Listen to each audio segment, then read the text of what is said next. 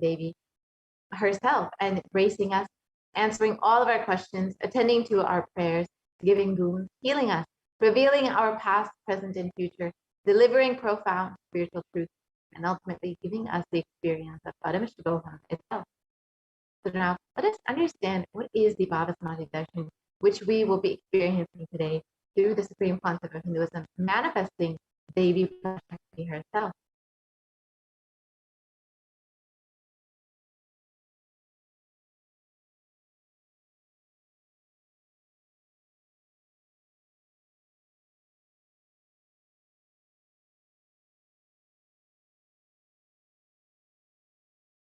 So what is Samadhi? Sama is oneness, and Adi means source. So Samadhi means one with the source, and Bhava means attitude or aspect. So Bhava Samadhi means being one with the source through this aspect. And darshan means to have a glimpse of. In the Vedic tradition, it is used to describe the moment we behold a deity, an avatar, or a saint, as just seeing such a being can cleanse the karmas of lifetimes and leave a deep, lasting transformation in the receiver. Darshan is the powerful, superconscious vibration that is present around them at all times. He simply radiates darshan just as the sun continuously radiates light. The auspicious moment when the receiver is able to catch it becomes the moment of darshan for you, raising you to the next level of superconscious breakthrough. It's like hitting the reset button on your very being. So let us understand the science behind the Bhava Samadhi Darshan. The first thing you need to know is the divine cosmic beings are real. They manifest as the enlightened time-space zone through deities and incarnations. And divine cosmic beings manifest through the Archavataras, the deities in temples, and through the Bhava Samadhi Darshans, the Nijavataras, the incarnations.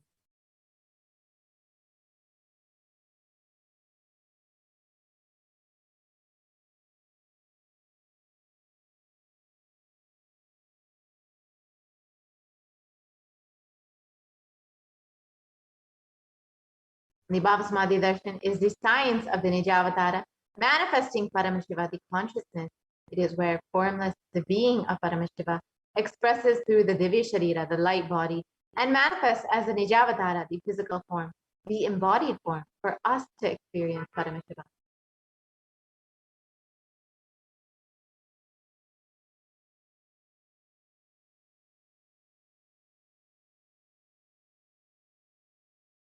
And for example, Devi Shakti expresses through the being of Rajarajeshwari and manifests the Nijavatara, the physical form of Devi Meenakshi.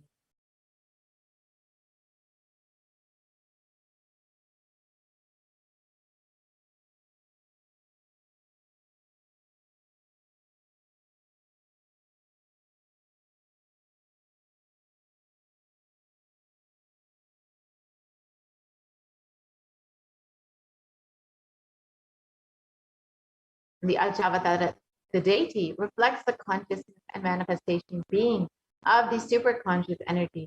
But human beings are not mature enough to receive the higher level experiences from the Archavatara directly. So the avatar, the physical embodied form, comes down to bridge this gap and creates the experience of the superconscious energy in all of us. The Bhava Samadhi Darshan awakens your Kundalini Shakti, which is the latent potential energy in every human being.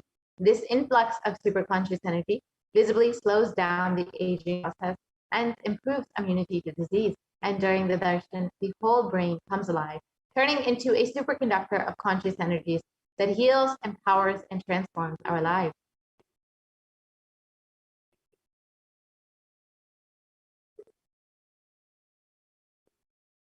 And during the Bhava Samadhi Darshan, our neurons mirror that of the avatar. The mirror neurons activate and process all the observed movement or information of the avatar just by seeing.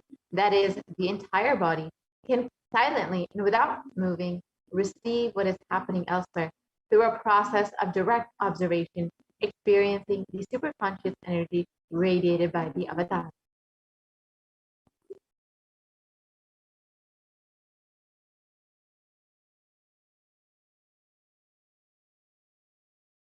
And the Akashic readings are not predictions. They are readings from the cosmic archive. Beyond space, creation and destruction happen simultaneously. In the dimension of time, stars see past, present, and future. And because Akashic records are stored in the Akasha, the space dimension, there is no past, present, and future. That is why what you call as happened, happening, yet to happen, are clearly already recorded. Now, let us understand who is the Supreme Pontiff of Hinduism, who is manifesting Devi Parashakti for each and every one of us.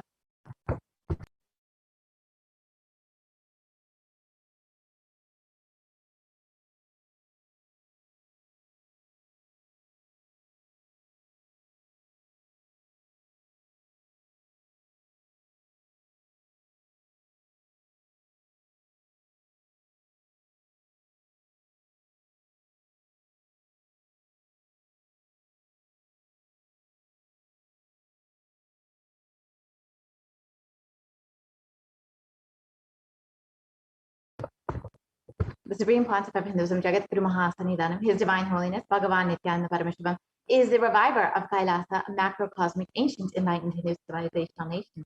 And the Supreme Pontiff of Hinduism is the 1008th incarnation of Paramashiva as per Hinduism, recognized by his predecessors who are enlightened masters and adepts.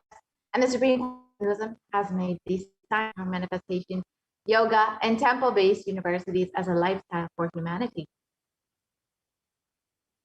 And the Supreme Pontiff of Hinduism is the present 293rd Jagat Guru Mahasannidhanam of the Kailasa Shamala Pita Sarvaitya Pitam, the oldest Hindu papal state, and the Supreme Pontiff of Hinduism, being reviving all of the ancient temples and monasteries under the Kailasa Shamala Pita Sarvaitya Pitam, the oldest Hindu papal state and monastic kingdom. And the Supreme Pontiff of Hinduism has also been declared as the successor of the Arunachala Sadvijnapita by his Guru Parampara at the age of 16 on the 24th of May, 1994. Here you can see his lineage of Gurus Yogi Yoganandapuri, Isaki Swamigal, and Mataji Vibhudanapuri. And the Supreme Pontiff of Hinduism founded the mission Nithyananda to revive Kailasa internationally at the age of 21 in 1999.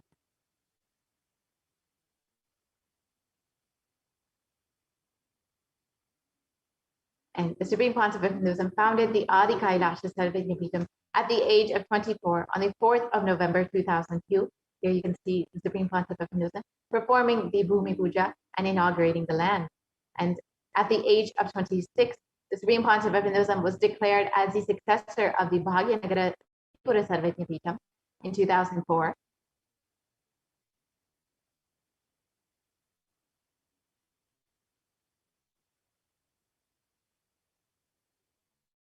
And at the age of 26, also, the Supreme Pontiff of Hinduism was declared as the incumbent emperor of the Suryavamshi Sarangi Samrajyam of the Suryavamshi lineage, and on the 31st of December 2004.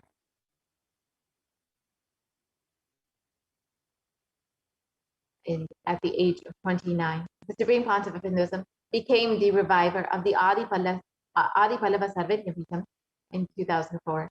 And also at the age of 30, the Supreme Pontiff of Hinduism was coronated as the successor of the Kashi Sarvajnapitam in 2008. And the Supreme Pontiff of Hinduism has been officially coronated as the Mahamandaleshwar of the Mahanirvaniya Kada, the largest Apex monastic order and the youngest Mahamandaleshwar at the age of 35 in 2013.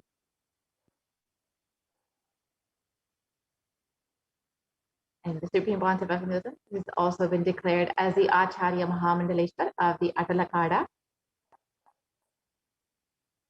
And the Supreme Pontiff of Hinduism has, at the age of 36, been coronated as the Guru Mahasannidhanam of the Tanjavur Adinam in 2014. You can see the Supreme Pontiff of Hinduism blessing the people of the Tanjavur Adinam. And also at the age of 36 in 2014, the Supreme Pontiff of Hinduism was coronated as the Guru Mahasannidhanam of the Tiruvarur Adinam, another ancient mutt in Tamil Nadu. And also in 2014, the Supreme Pontiff of Hinduism was coronated as the Guru Mahasannidhanam of the Vedaranyam Adinam at the age of 36.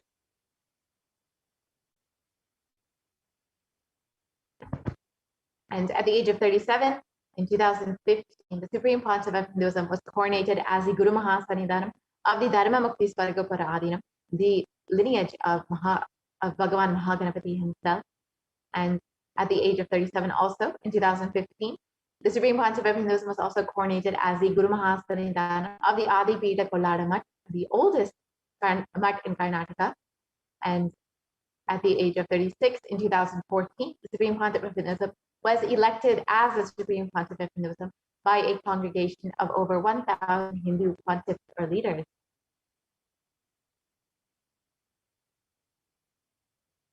And the Supreme Pontiff of Hinduism is revered as the most prolific, most viewed, read, and watched guru in the digital world, and has over 1 billion followers in Hinduism.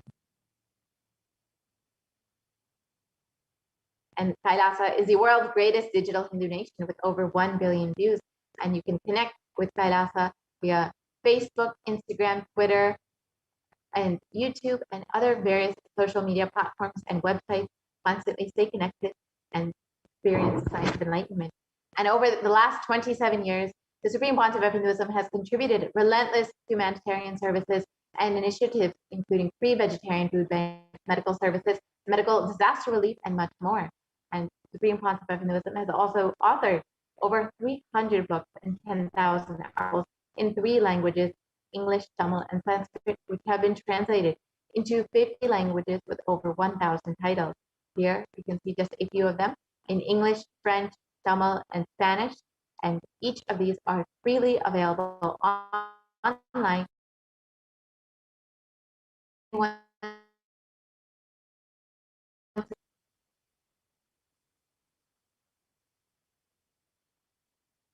The Supreme Pontiff of Hinduism has over 20 million copies of books and articles sold, read, and downloaded. And the Supreme Pontiff of Hinduism is the establisher of the largest Hindu library in the world, with over 1 million books, 1 million palm leaf scriptures, and over 20 million digital books. And all of these are also freely available for anyone to study, learn, and enjoy the teachings of Hinduism. And Supreme Pontiff of Hinduism has over 10,000 hours of discourses delivered and over 1 billion views on social media. You can watch all of these discourses freely on YouTube for absolutely free and enjoy all of the teachings of the Supreme Pontiff of Hinduism. And he is also respected as a commentator of all the sacred scriptures, such as the Upanishads, the Bhagavad Gita, the Shiva Sutras, the Yoga Sutras, the Ashtavakra Gita, the Jain Sutras, and many more, which are also freely available, all of the commentaries online. And the Supreme Pontiff of Hinduism is also honored as the leader of Hinduism, the most awarded, internationally recognized Hindu leader, and most recently has been recognized by the California State Senate, the US Senate, and various congressmen across the US for the contribution to humanity over the last 27 years. And the Supreme Pontiff of Hinduism is also as one of the top 100 spiritually influential living personalities by Watkins Mind, Body, Spirit magazine. And the Supreme Pontiff of Hinduism is the reviver of the Sovereign Order of Kailasa, led by the Supreme Pontiff of Hinduism and the Nithyananda Order of monks, nuns, and the Hindu diaspora worldwide, who are working for global peace and to give a super conscious breakthrough to humanity. The Supreme Pontiff of Hinduism is the establisher of the largest Hindu university in the world, with satellite campuses in 150 countries.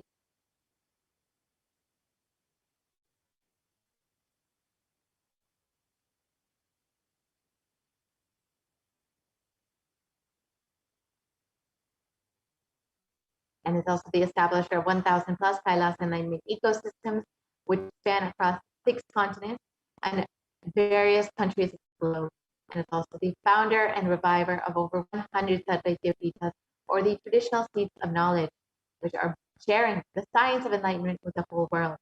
Now, with this, we've understood the Supreme Pontiff of Hinduism, who the Supreme Pontiff of Hinduism is, and his contribution to humanity. Let us now enter into the demonstration of the extraordinary powers, extraordinary Shaktis of Paramashiva and Parashakti, as demonstrated by the initiated disciple of the Supreme Pontiff of Hinduism. Before we enter into the segment, let us understand the science of Diksha, the science of initiation first.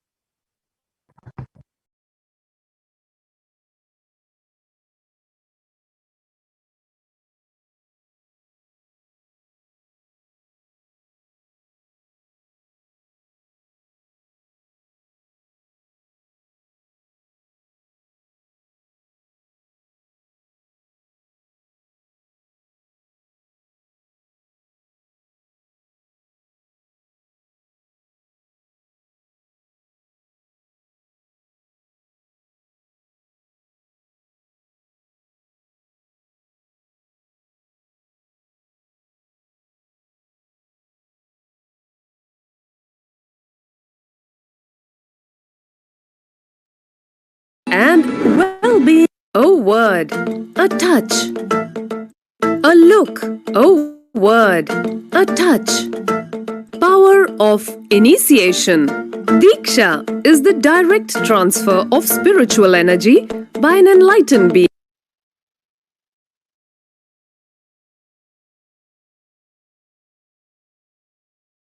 A look, a word, a touch. Power of initiation. Diksha is the direct transfer of spiritual energy by an enlightened being through look, word, or touch. The traditional Vedic book Navaratneshwara states, Sarvasamapi dikshanam muktihi phalamakhanditam avirodhat bhavantyeva prasangyastu bhuktayaha. The main benefit of all initiations is moksha, enlightenment.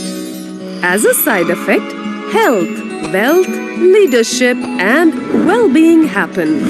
And in Rudrayamala Tantra, Shiva says, Devi diksha vihinasya na siddhihi na cha sadgatihi tasmat sarva prayatnena guruna dikshito bhavet. The one who is not initiated does not attain liberation nor a better future. So by all efforts, one should get initiated by Guru.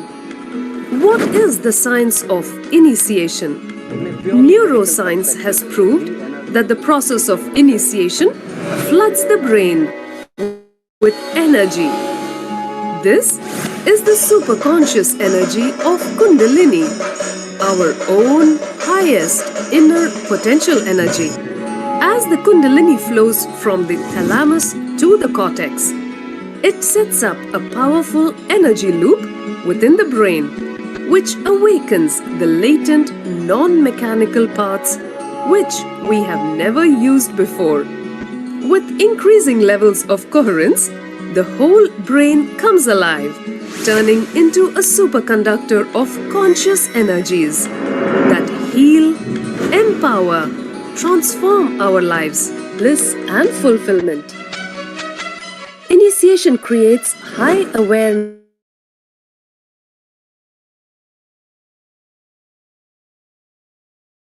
visualization, creativity.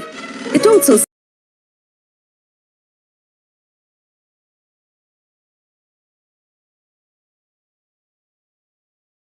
to a range of exclusive programs conducted at the ashram. Nithyananda Dhyanapitham, Nithyananda Nagar,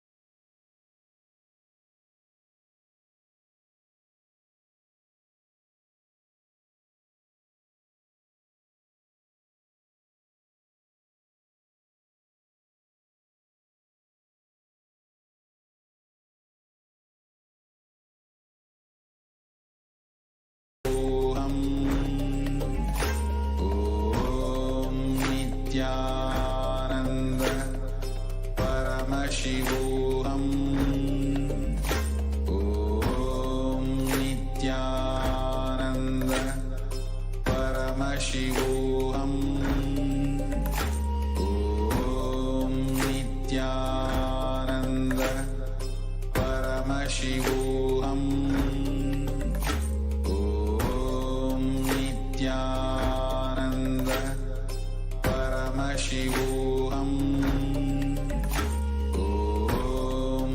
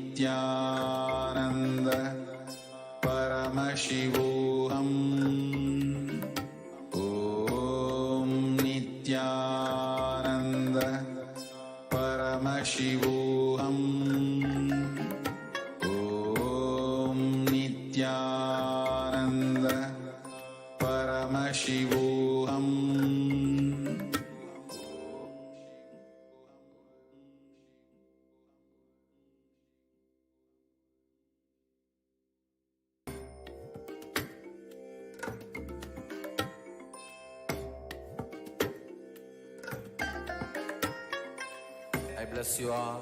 Let you all open all your three eyes and manifest the powers of Mahasadashiva. Om Nithyananda Paramashivoham. Om Nithyananda